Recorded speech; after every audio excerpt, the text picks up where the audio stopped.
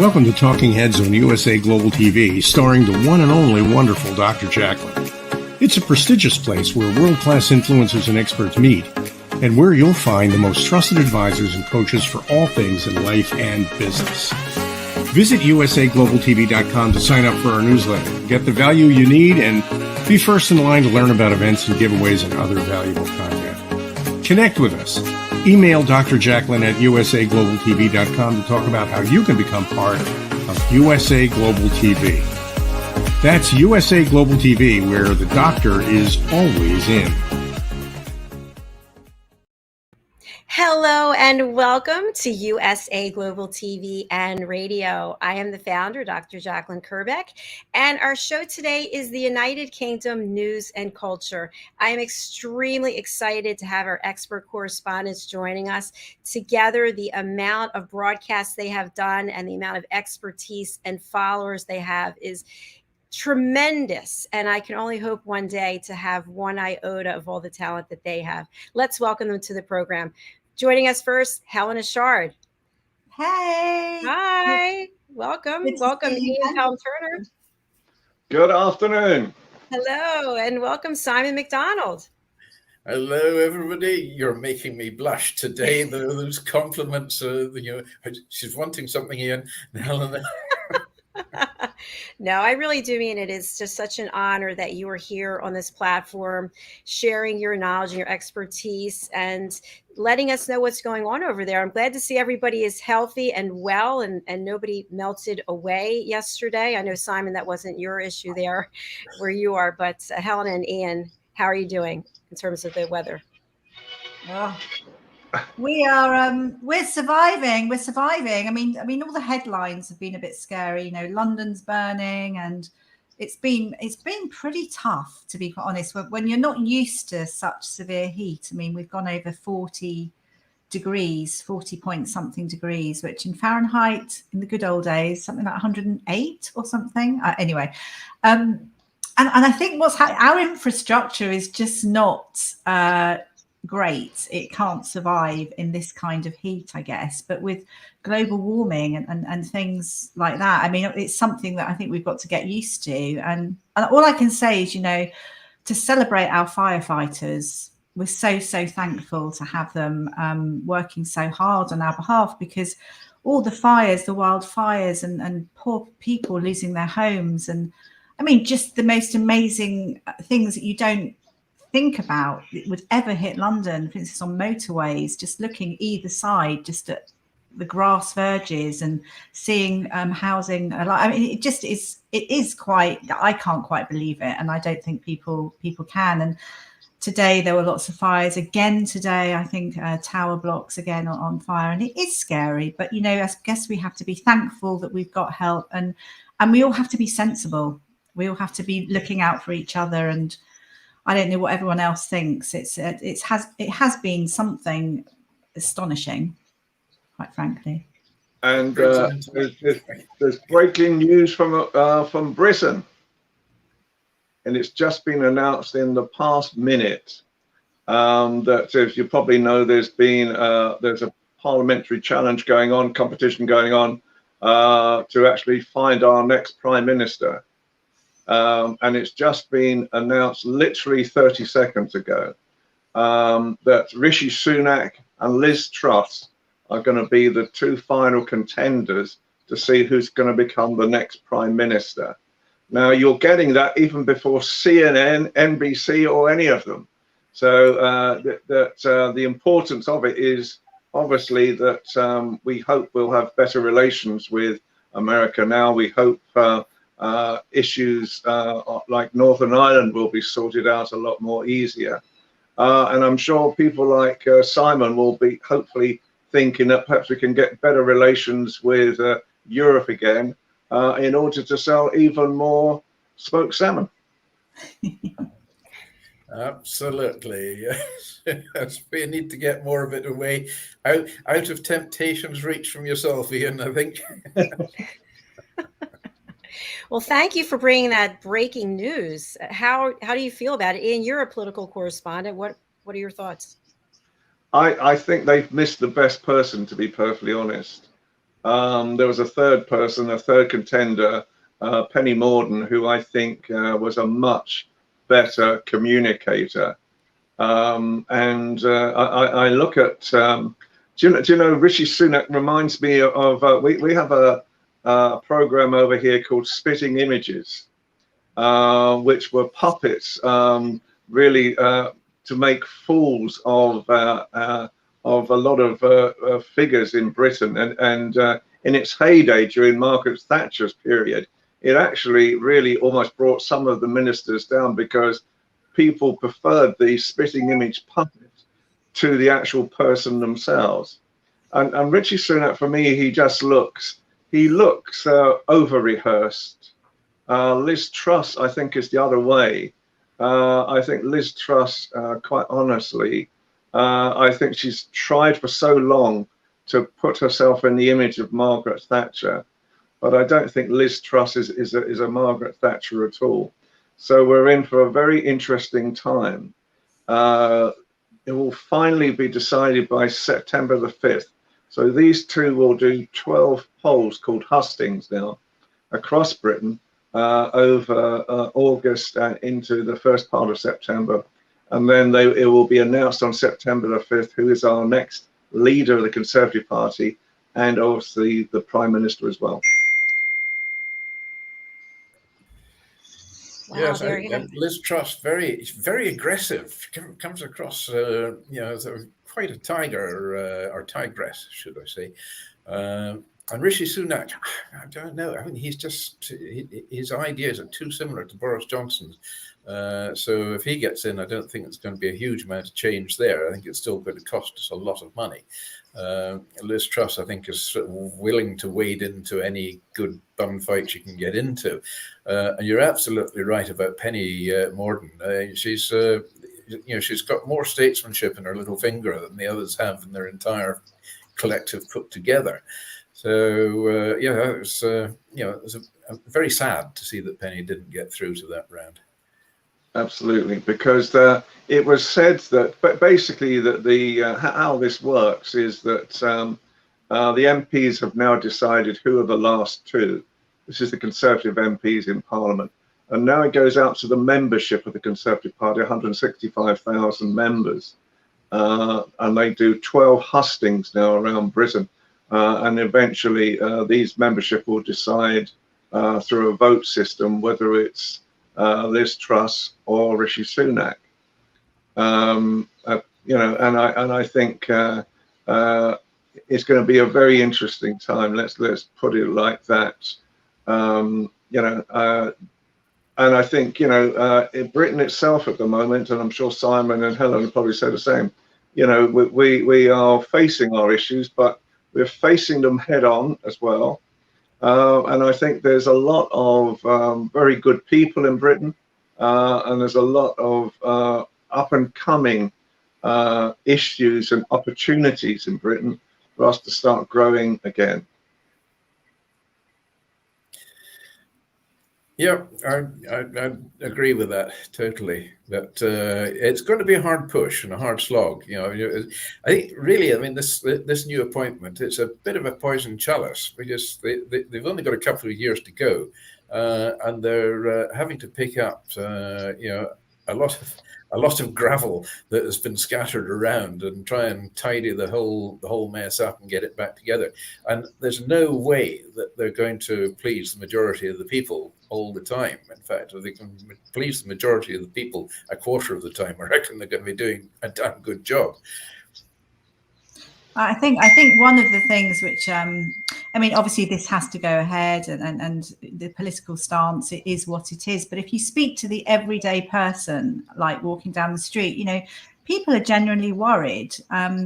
And people sort of feel that so much time and effort has been put into this political situation, and everything that we've been discussing now, that it's worrying people, because it's like, well, actually all the things that should be really, really focused on It's sort of blurring the lines, and no one has faith in anything now, and it's a real shame because we, as Ian said, you know, there's a lot of good actually, and there's lots of new people coming up, and there's lots of things to celebrate, but it just gets sort of, it's like this mucky water, and what with the cost of living and various things, it's finding all the things that to celebrate, I think, which is the thing that's keeping going. I would say, I mean, even within this like big heat wave, you know, and fires and things, and people are finding things to celebrate or trying to find positives with their brands. I mean, even as we have a place called Nando's here in the UK. I don't know if it's in the US, Dr. JACALYN, and I mean they've got this new sauce out at the moment, which is, it's called the new heat wave sauce, which is called July 19, which is actually the date, obviously, that we had this huge heat. which is quite fun in a way, and I think it's trying to do some positive things within what's going on. Absolutely. There's other things as well. Do you know as well, we spoke about Dame Deborah James, didn't we, a few weeks ago, and today is her funeral. It's a private funeral for friends and family, so my thoughts go out to friends and family, but also to celebrate her. You know, Dame Deborah James, what an amazing person, and what a legacy to leave. She was known as Bowel Babe. She contracted bowel cancer in 2016, did so much to raise awareness, raise money, to save lives, to educate, and she really, I mean, everyone really needs to celebrate. So really thinking about her today. Yeah, she's left a legacy of smiles.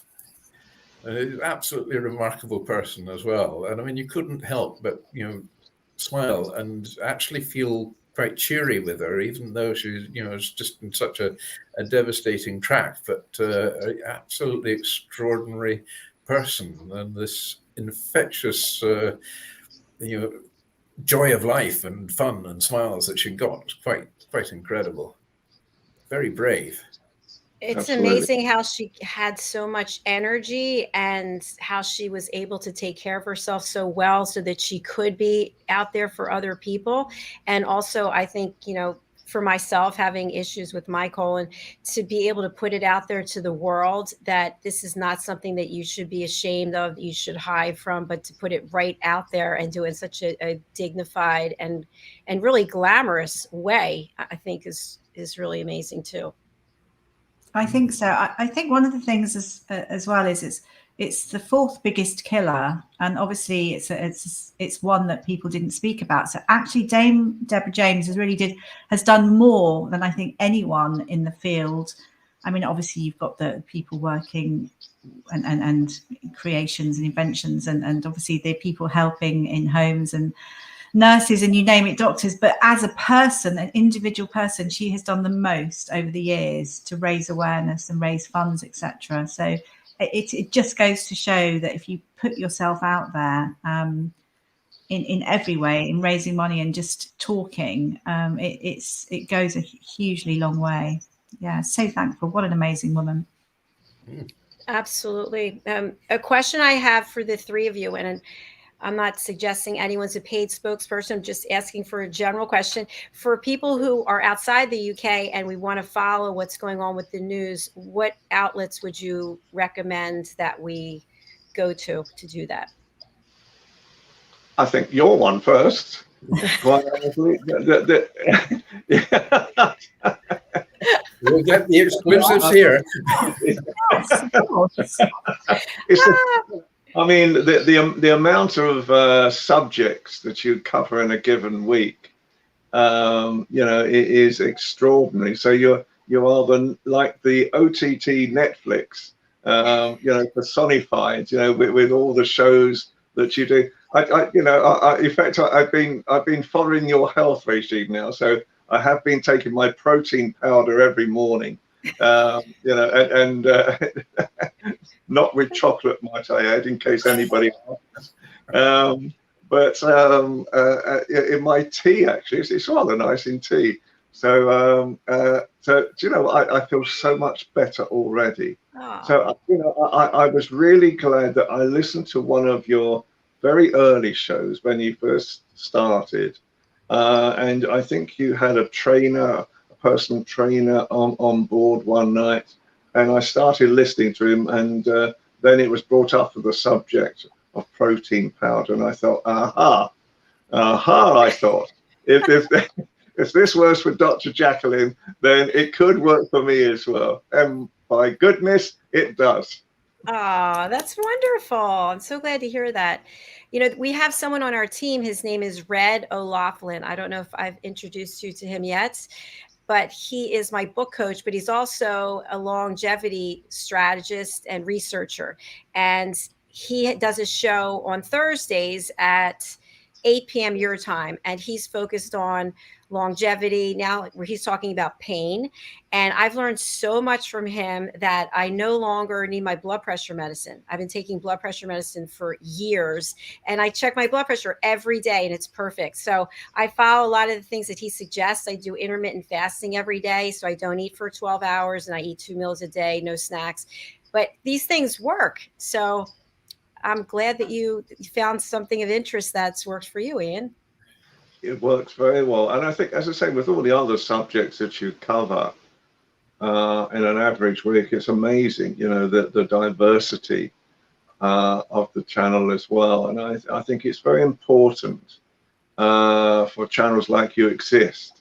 And I admire you as well. You know, I admire, you know, because it's not been easy. You know, we've had some... We've had it has not. We've had some interesting discussions. That is for sure. Well, you know, my goal is to take the channel so that I'm not on every show, so that people have their own shows. And even if they don't want to be on USA Global TV, my goal is sort of, if you think of an apartment building, so I own the building and each unit is for rent. And so you have your own studio doing your own thing. So that's where I'm going. Well, that'd be a good idea as well. And we'll see how we can help you with that at the same time. Thank you. I'm just wondering, has Helena got more news for us today? Because Well, I love this new apartment she's in. You see, this is very Helena Chard. Yeah. I'm sure this apartment's never been seen before.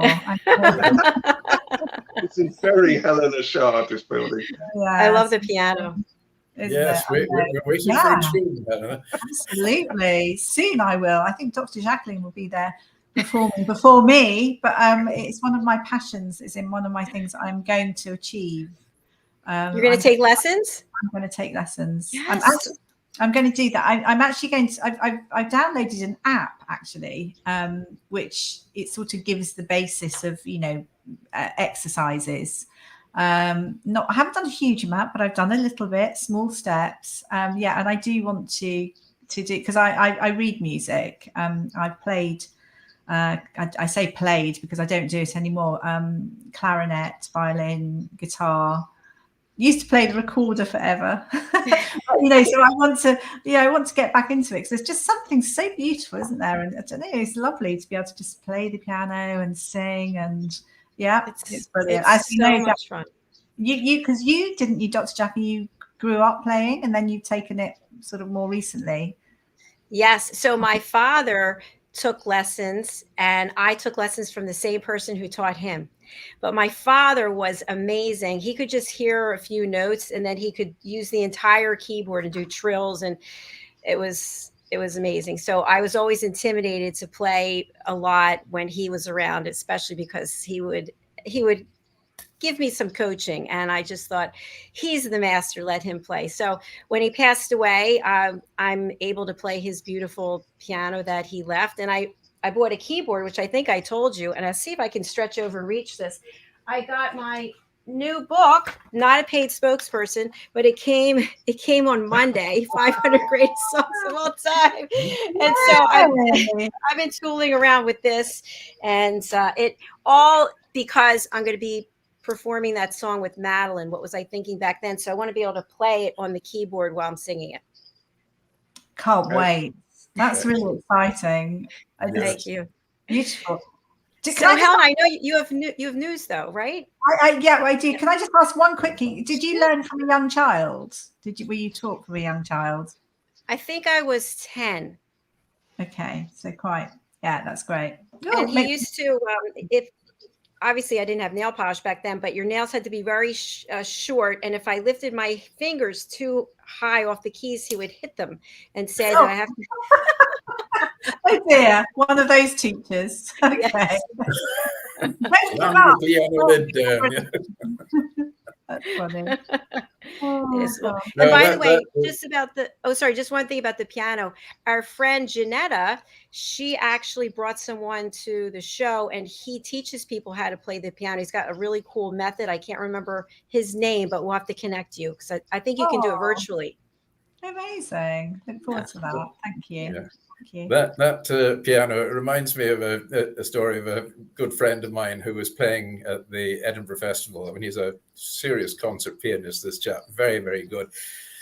And the place he was playing in, he'd gone along just before the show was due to start, just to check everything was in place.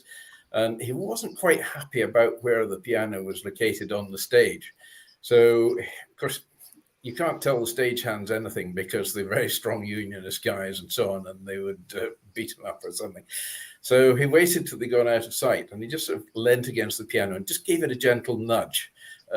Unfortunately, the stage was on a bit of a slope, and there was this great rumbling sound, and this Steinway grand piano finished, straight over the edge and into the orchestra pit. So I don't think he was invited back to play again after that. Half an hour before the show was due to start, may I add. Wow. Me. Yes, a real showstopper.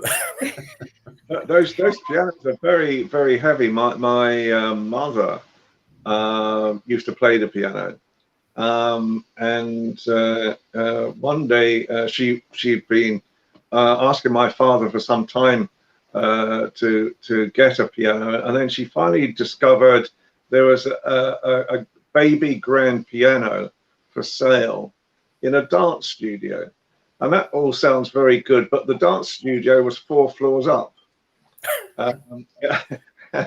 And so they had to get a crane to lift this. My father, I should think my father probably had his head in his hands.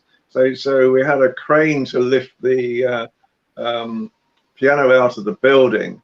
And then, of course, the next problem was, how was it going to get into our house? And we just had this very little terraced house. And to this day, I don't know how they managed to squeeze this huge grand piano. And in the end, we used to have what we call a front room. And it took up about 3/3 of the front room. So every Christmas, there's only 2 things in the front room: was our Christmas tree and this grand piano. So they do take up quite a bit of space. Wowzers. It's very true. And sorry, go ahead. No, carry on, Jacqueline. Go. I was going to say, and it also depends where you live, because if you live in an apartment or a condo or you share a wall with someone, then the sound of the piano reverberates and it can bother your neighbors. So you have to be really diligent about what time you're playing it. Absolutely, and no disparity, but I wonder what it's like. Do you know, 2 things have always made me wonder a little bit about someone who's learning to play the drums, and that must be for their next door neighbor must be sort of slightly disconcerting. But of course, and this is no dispersion against the Scottish race, because I'm half Scottish myself, but the bagpipes, when someone is learning to play the bagpipes, I would think they probably find somewhere outdoors in a field, to learn to play. You do tend to get banished to the nearest hillside. Do you play the bagpipes, Simon? I used to many years ago when at school. I was in the pipe band at school, so I've always been very close to it. But I could hardly blow up a paper bag now rather than a set of lights. Oh my gosh. But Okay. just thinking on talking on a musical note. Well, first of all, I was about to say "We Will Rock You." I was actually going to sing. I was going to entertain everyone, and then I actually no, but I'm not. I'll save that for next time. But Okay. I was going to sing. Come on, Helena. The reason why I was going to sing "We Will Rock You," you know, we will rock you. I will, you know, properly.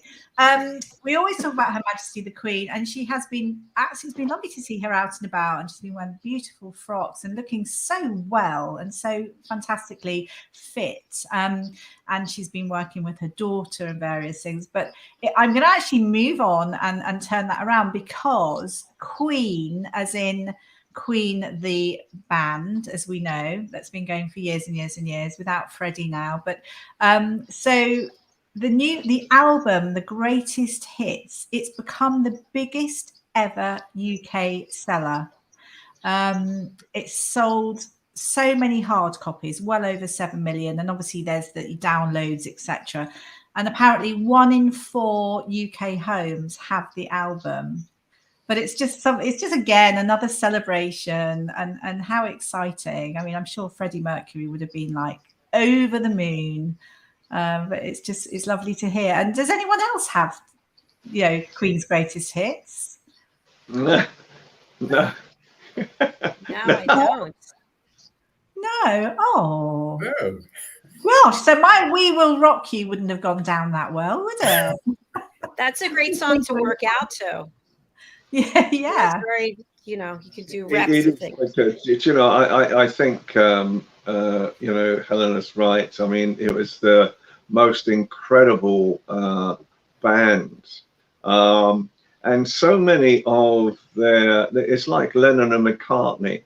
So many of their songs that they created have been turned into different ways. They've been turned into ballads. They've been turned into, you know, some almost operatic styles as well. And it just goes to show that they had that sort of magic about them. And the words and the lyrics, you know, some of the songs are very prophetic. You know, I mean, obviously Freddie Mercury, "Who Wants to Live Forever," probably one of the most incredible songs, but obviously talking about that he knew that he wasn't going to live for too much longer, and put it into a song instead. And I think you're quite right. I think all of you. I think music is what is this? The music is the gift of life, isn't it? If I remember rightly, the phrase, and it's true, because I think music can lift you. It can change your mood. It can really offer you sort of something that is so valuable, you know. And so we're very much waiting to hear, you know, your duet soon, JACALYN, and seeing you know, what you've done yourself as well. But I think music, it's the most incredible thing. You know, I used to play the guitar very badly, but I think the reality again is, you know, with music, it can change your mood tremendously. I completely agree with you. Especially if it's the neighbor playing the drums, it really does change your mood next door. Especially if it's at midnight. Well, I personally love to sing. I sing all the time, so it just makes you feel better. It does. And it's a universal language, isn't it, as well? It brings people together. It lifts moods, and I think it's known as universal language, which it so is. It's beautiful. So we've got lots of other things as well to celebrate here in the UK. A snippet of something is Jake Whiteman. He is a sportsman with Team GB, and he has recently won the 1,500 race, the running race, athletics, at the World Athletics Championships. So everyone's celebrating, but it's quite a sweet story, because he's his mother's also a long distance runner, and I think she was in the background just watching. But his dad, Jeff Whiteman, was actually at the stadium, and he's the announcer. So you know when they say, yeah, and then 2 seconds away, and such is almost overtaken, whatever. So he actually obviously said, and Jake Whiteman has hit the line, and so he was the actual announcer, and he was so excited because obviously it was his son. And the lovely thing about it is as well, we've got the Commonwealth Games, which is coming up in 1 week's time. That's in Birmingham. So that's a biggie at the minute, although it's not really been, I don't think it's been celebrated and promoted that much personally. And Jake, who's obviously won the gold in the 1,500, he will be competing for Scotland. So we're all looking forward to that. I certainly am. That will be quite an occasion, yes. We've actually just had our, I suppose, our mini Commonwealth Games, shall we say, here in Scotland yesterday with the Inverary Highland Games. And that is the first time it's been on since everything was closed down with COVID. It's an incredible gathering. And dare I say it, being a MacDonald, it is a gathering of Clan Campbell. And anybody who's, au fait with our Scottish history will realise I was probably should have been in the realms of danger money going into such a large event surrounded totally by Campbells, with me being a MacDonald. But it was absolutely tremendous day. The sun was out, but it was not out as much as it was down south. So it was a really tolerable temperature that we had. And I think, Dr. JACALYN, you've got some photos from the show, and you even got a video. Because we were entertained at the beginning with the Inverary Pipe Band, and Inverary Pipe Band won the World Championships last year. In fact, it's won it several years in a row. They really are exceptionally good. So weather was perfect. The crowds came out, and I'd reckon at the end of the day they must have had around about 10,000 people attended this. For anybody who doesn't know the comings and goings on Highland Games, that this is where you get all these events like tossing the caber, which is about the size of a telegraph pole. You've got to toss this through 180 degrees as far as you can. We've got Highland dancers, and they were putting on just wonderful displays yesterday as well. And people are coming from all around the world to the Inverary Highland Games. I was quite amazed at the number of American accents that we had yesterday, for example. It was tremendous to see more and more people coming from America to visit us in Scotland. And with the really hot, look at that man there. Yes, well, there's Isla. I think she was thoroughly enjoying the day. Every stand and every few yards, there would be a bucket of water, a basin full of water for people with their dogs. And so there it was. Isla was doing a pub crawl all the way around the field all day. She had a great time. I want to say that not every person can rock a pair of pink pants like that. Would you say they're salmon colored?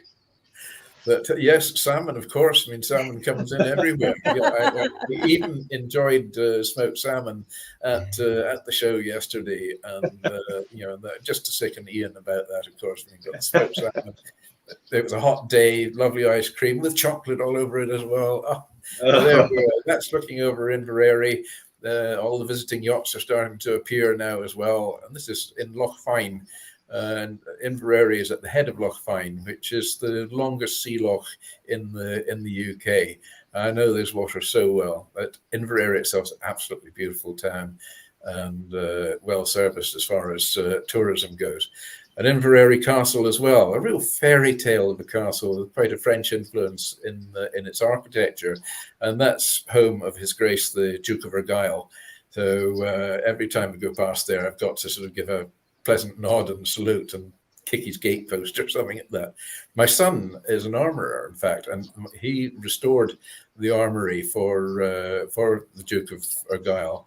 So the MacDonald mark is definitely there. So I think he probably put a blunt edge on all the swords and took all the ammunition away from the guns as well. So the Campbells can't have another go at the MacDonalds for a long, long time. Simon, let's take a look at the video also. Yes. All right, let's see.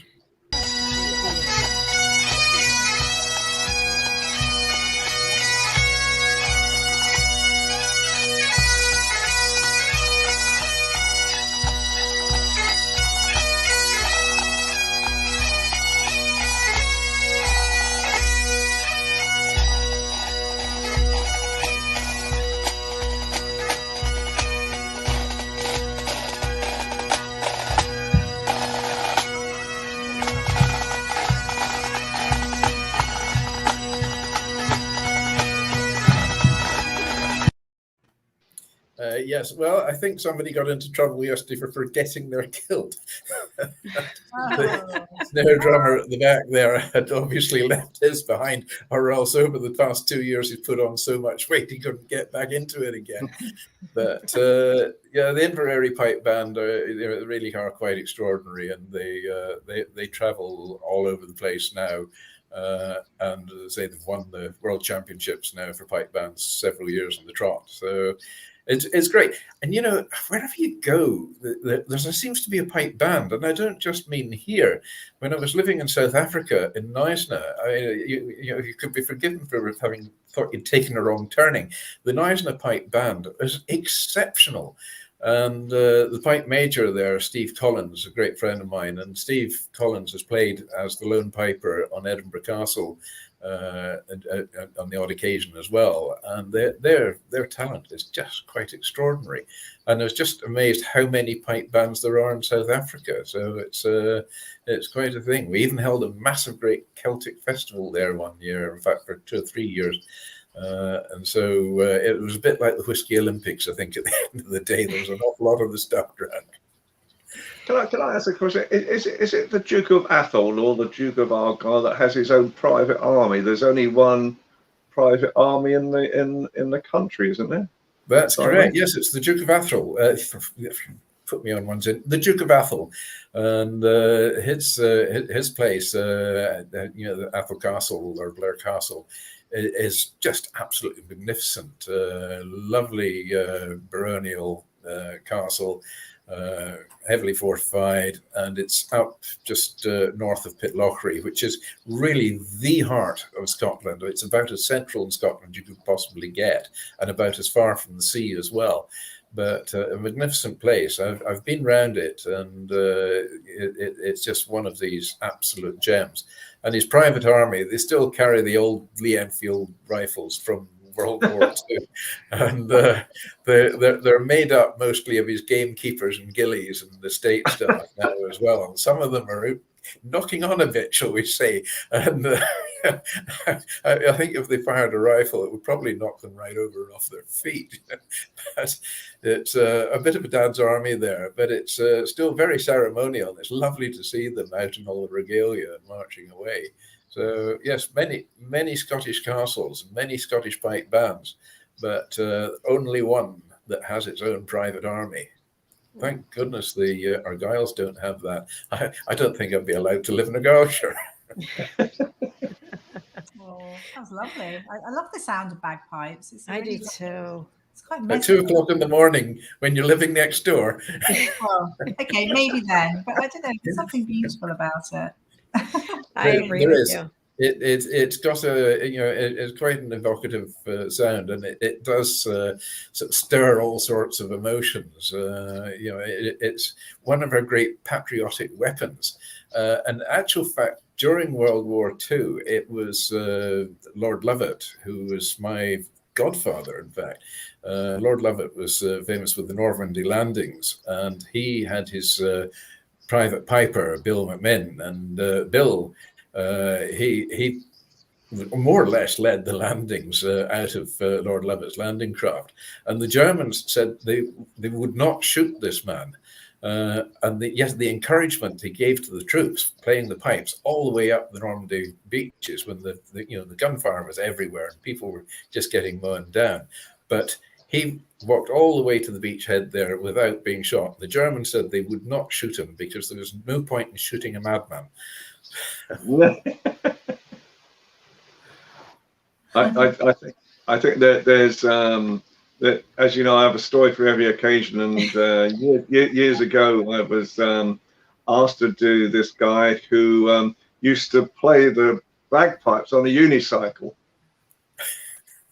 And I got to his home, and there was a field opposite his home. So I said, look, let's go into the field, and you can cycle up and down playing the unicycle, playing the bagpipes. Fair enough. And in the distance, there was this beautiful sort of setting with hills and what looked like a sort of some cattle, and it had this idyllic setting to him. So I started taking some photographs And then I turned my back on the cattle and everything, and I started taking some photographs the other way. And I started noticing that the guy wasn't looking at me anymore, but he was looking over my shoulder. And there was this rumbling on the ground as well. And we turned back round, and it wasn't cattle, it was a field full of young bulls who were now charging us as we spoke. And there was a stile which was the entrance to the field. So, you know, I was much more sort of athletic in those days. So I hurdled the stile in one go. And as I turned back around, overcame the bagpipes, overcame the unicycle, then overcame him. So it always reminds me of, you know, from now on, not that I will ever do it again, but if you're ever in a field that looks like cattle, always check they are cattle and not bulls. But don't do it too closely. You get into big trouble then. There's another news flash from this week. Apparently somebody is introducing a herd of buffalo into Kent. Is it buffalo or no, bison? I think it is, into Kent. Now, I mean, these are big animals. You know, they will certainly sort out a lot of the locals. And you know, when they charge at a wall or at a fence, they don't stop. You know, they keep on going. So there we are. So Kent is going to have its own you know, big safari going on there shortly. I think that'll sort out the gardens. Well, if you want to hear my bison story. Oh, we get a bison for that. Once we get that bison story, I think we should go back to news. Do you not think? Right. Yeah. Just Wait. a little nudge. It's a nudge. I want to share something because this would be perfect.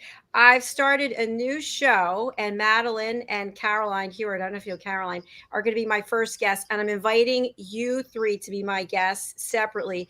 The show is called Rapping with Dr. Jacqueline, which is how I originally started. I got it trademarked, and it's a show about nothing. So basically, you show up. And there's no subject, there's no script, and we just sit and have a chat about anything and everything, nothing. There's a very famous already. Yeah, I can see how that will work. That's really good.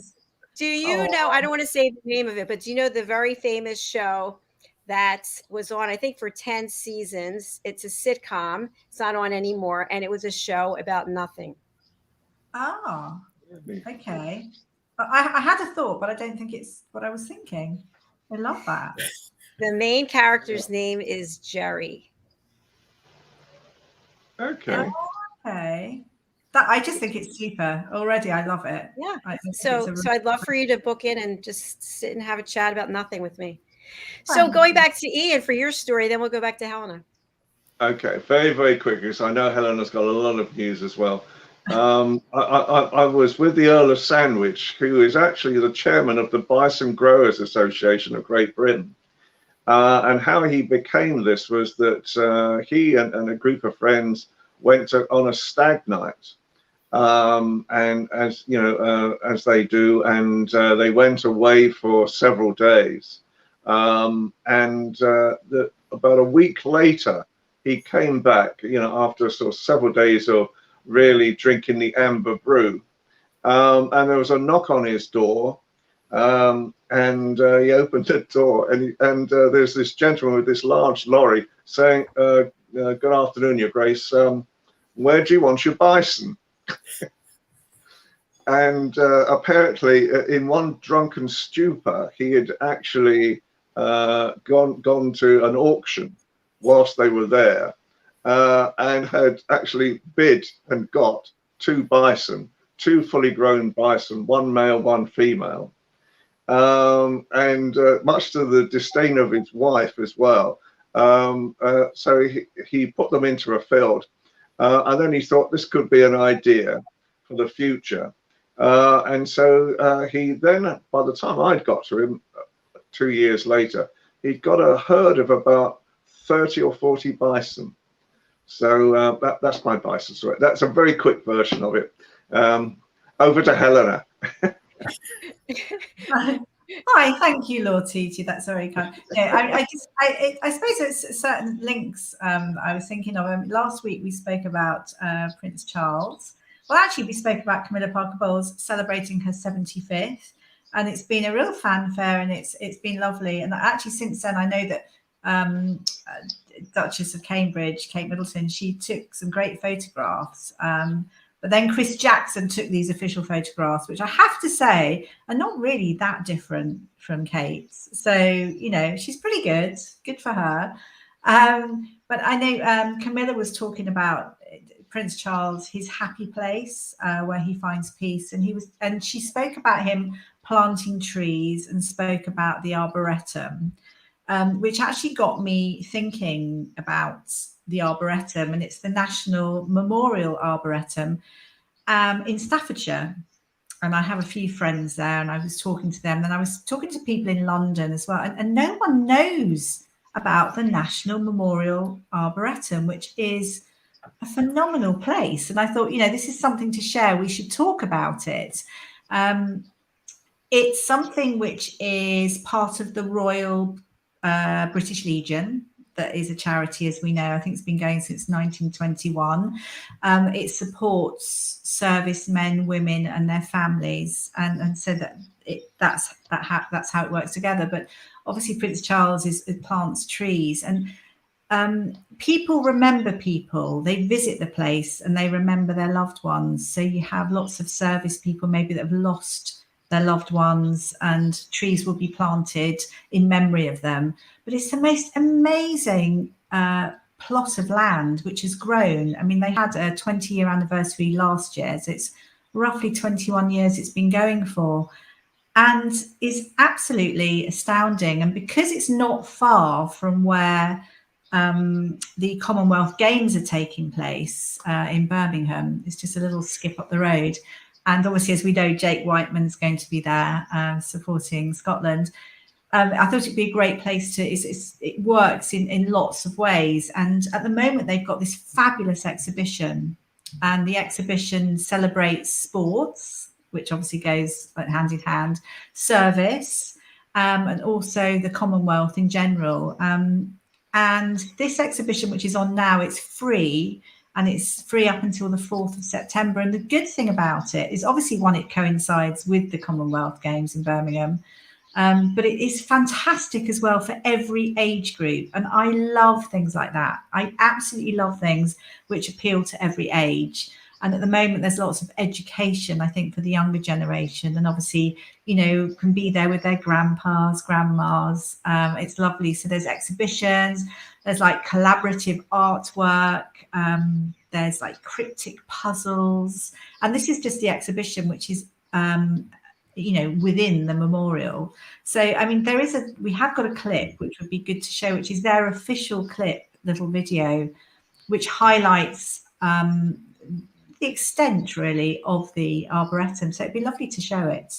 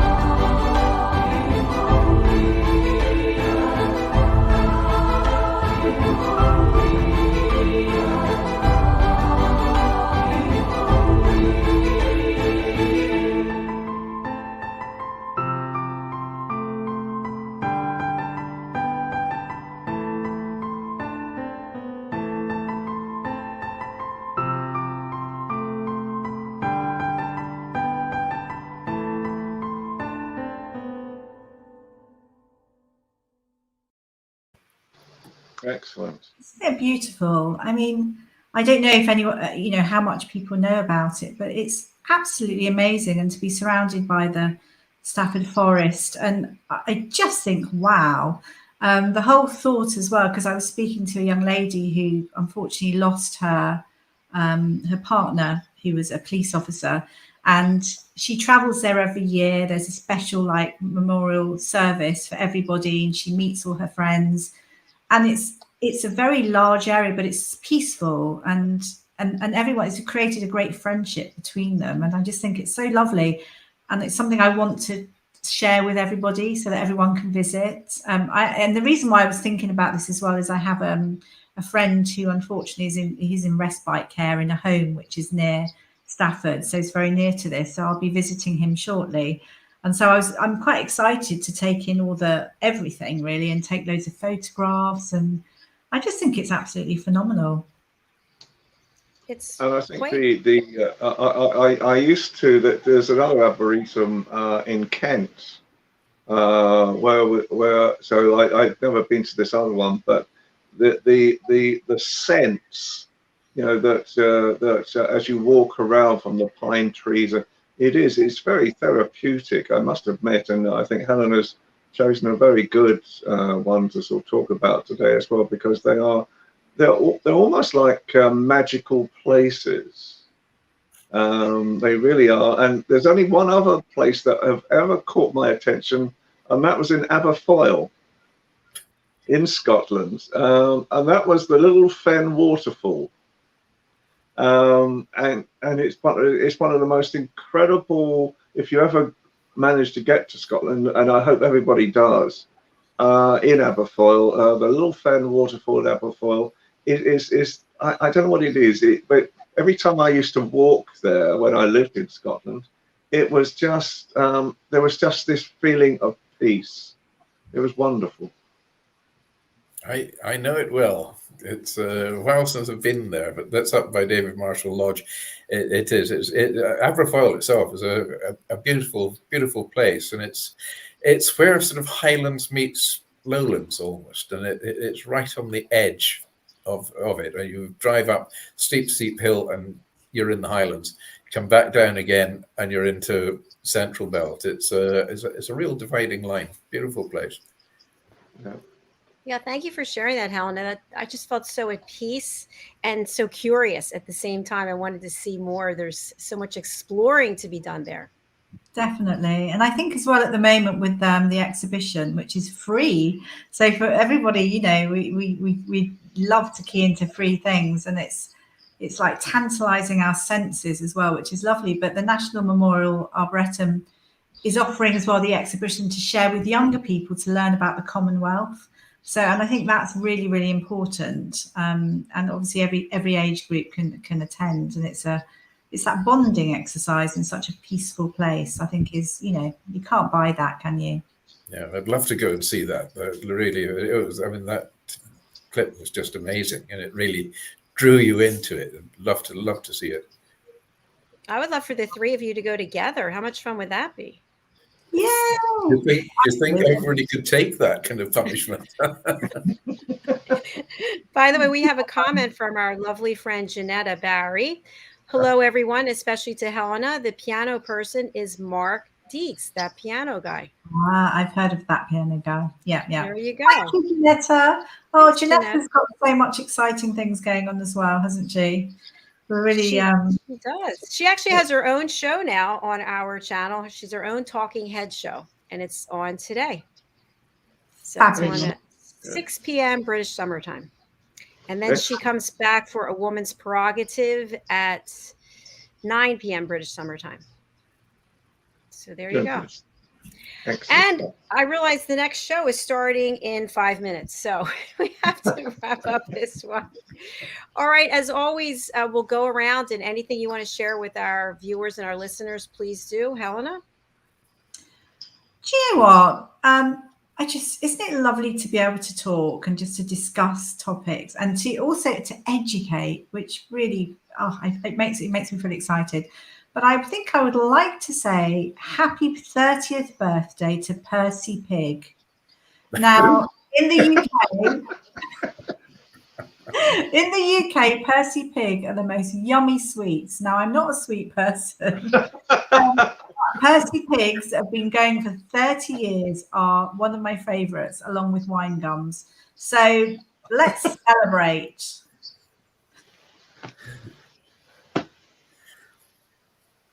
I hope you followed that. Everyone's speechless. Nice job, Helena. Thank you. Simon, over to you. Thanks, that puts me in the firing line. No, it's been a lovely show today. It's been interesting. It's great fun. We've traveled to a lot of places with the National Arboretum. We've been through the fires of around London there. London's burning. Brings an entire literal meaning to a housewarming party. We've been through the wilds of Scotland. We've been to the Inverary Highland Games and so on. You've got to go out and see all these places. For too late as when tomorrow was yesterday. I like that. I like that a lot. All right, over to you, Ian. Okay, well, I think just to finish up, Helen and I are just putting the finishing touches to a website called celebrategreatbritain.com and promote greatbritain.com as well. And so over the next few weeks, there could be some exciting new things happening.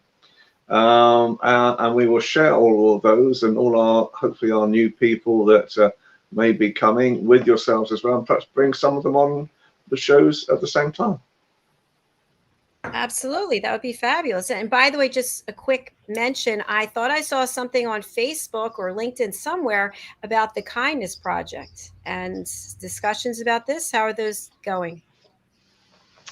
It's going okay. I think it's taken its time because the reality is that we're starting to deal with the local authority now, so we have to go through all the hurdles of that. But they've been very, very generous, very understanding, and I think we will start actually doing very quiet, soft trials.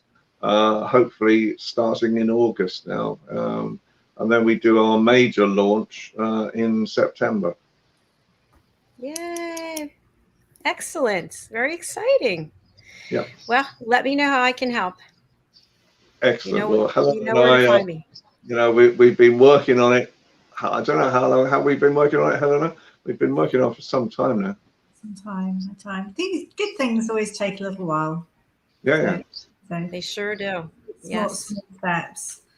And also, just one thing, I feel so thankful to have, you know, again, I mentioned it to begin, the fire services, the police, all of the people that we can depend on that help us during tough times. And I just think sometimes just to remember and feel thankful is just so important. It's just a simple little quip. Especially for something that's so dangerous, right? That they're risking their own lives every time. Yeah. Absolutely. Well, on that note, we are saying goodbye from the United States and from the United Kingdom, and we will see you next week. You can watch all of our shows over on our YouTube channel, USA Global TV. Go to the United Kingdom and News. Our next show is coming up. It's fashion, travel, and fitness, and we have a full day of broadcasting up until 6 o'clock this evening, Eastern Time. So I bid you all adieu, and I thank you very much, and I look forward to catching up with you soon. And thanks for the video and for the videos and the pictures today as well. Thank you. Great show. Thank you. Nice to be back. Thank you. Bye, everyone. Bye. Bye.